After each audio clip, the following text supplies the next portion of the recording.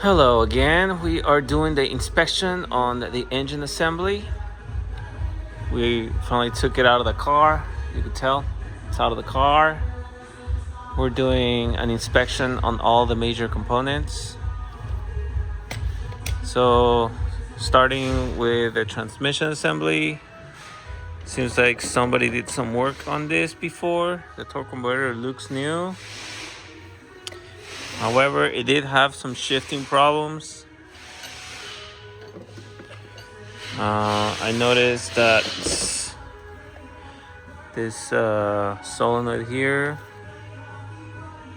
is cracked. So I don't know if this is causing the problems for the shifting. We also noticed a lot of dirty areas. This is the wiring, automatic wiring. Starter looks okay. All this was good. No issues.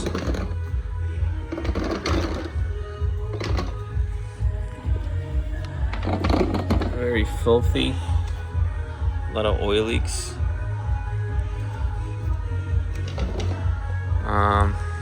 Moving on to the engine.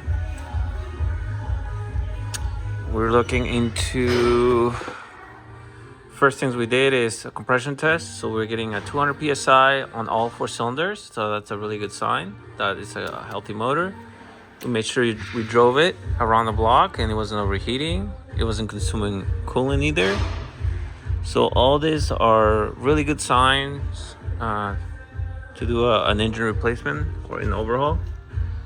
Moving into the crankshaft seal, we did notice wet spots. So highly advised to replace that crankshaft seal right there.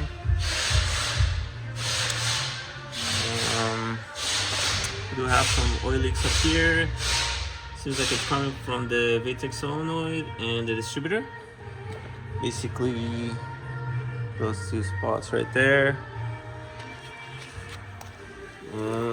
Moving on to the valve train, all the camshafts look okay. It does look a little sludgy, and that's because, lack of maintenance. Previous owners didn't change the oil regularly, so that's why it looks like this. But I mean, it works. Moving on to the accessory side. So somebody did replace the power steering belt, but this one's cracking. This is a timing belt assembly. Someone replaced the timing belt already and the water pump, but they didn't replace the cam seals. You can see that they're both wet. So if those 2 are wet, that means the crankshaft seal is also going out. So we should service all cam seals. We're basically redoing all the components. Harmonic balancer is starting to have some cracks here. I mean, these harmonic balancers go bad all the time, so don't be surprised. We do see some wet spots on the bypass pipe here, bypass pipe. So we would definitely do a thermostat and gaskets and clean all this up. Oil cooler gasket and the hoses.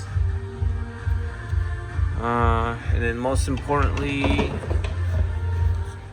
we're going to do a valve inspection. This is where it gets tricky. So what we look for is we're looking into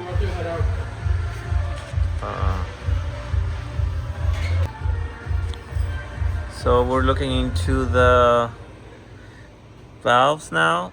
Things that we look for are wet spots like these. So right here, this is a sign that it's burning oil. And you can also look at all these carbon buildup here. So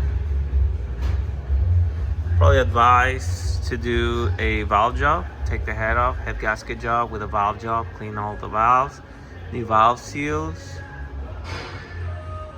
And then, I mean, we're already in this far. It's definitely a good idea to do this. But if we do install this motor as is, it'll run. Just not sure if it'll run as good. There is a chance that the EGR port that goes back there, this guy here, is clogged up with carbon, so we gotta clean up the head. But other than that, that's pretty much the end result. Nothing crazy. And we're good. So let's stay tuned on what the next part will look like, and we'll go from there. So stay tuned for the next part. Thank you.